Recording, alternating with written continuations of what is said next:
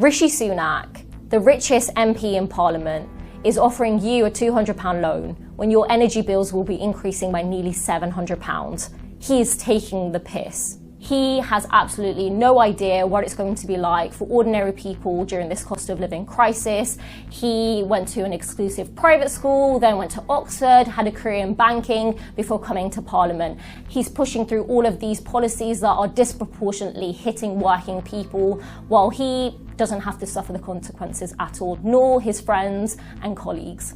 This government likes to talk about levelling up. Level up. Levelling up. Level up. So level up. Level up. Level up. Terrific. Brilliant. Levelling up. That's Levels up. How many times are you going to say this? When in truth, we currently have over 5 million children in poverty.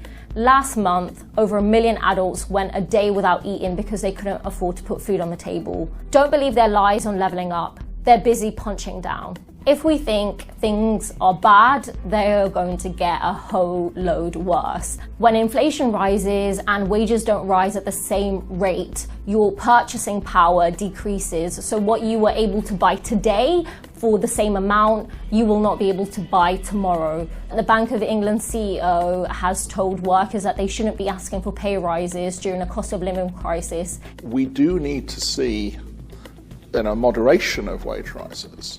This is a guy who is on $500,000 himself. This just tells you how the very wealthy in our society are completely out of touch.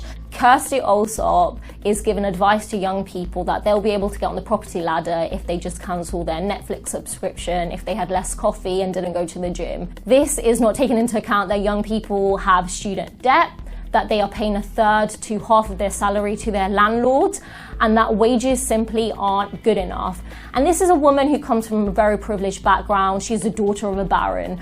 And when she bought her first home, they were on average around £50,000, and that's definitely not the case anymore. I will pay as little as I possibly can on principle. So Kirsty, use your privilege, status and platform to lobby the government to address the issues facing young people rather than giving advice that's really not rooted in reality.